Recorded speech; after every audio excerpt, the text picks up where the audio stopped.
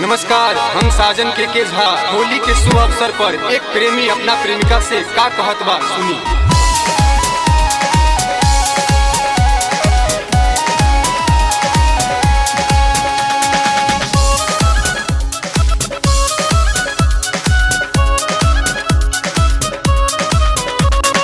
और साल सोचही में बीता होली खेल के ऐसन लगता कि असहो होली न खेलब, होली न खेलब। और साल सोचही में बीता होली खेल के ऐसन लगता कि असहो होली न खेलब। जान झूठा के असर धरैलू, जान चढ़ल फगुनवा ना अइलू, पूजा चढ़ल फगुनवा ना अइलू।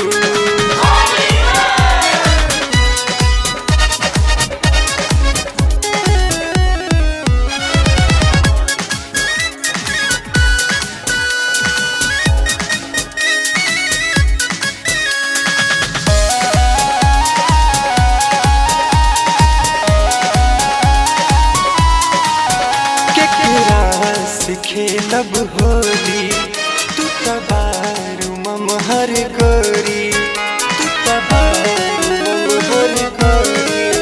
केकरा से खेलब होली तू तबारू ममहर गोरी।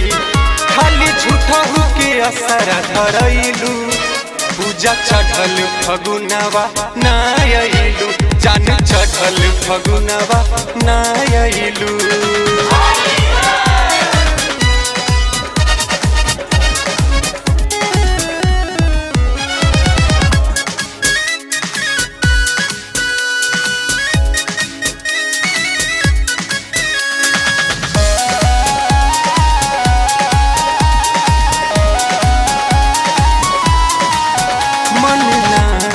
लागत गोरी देखी के दोस्तन जोरी, देखी के दोस्तन जोरी। मन नाही लागत गोरी देखी के दोस्तन जोरी।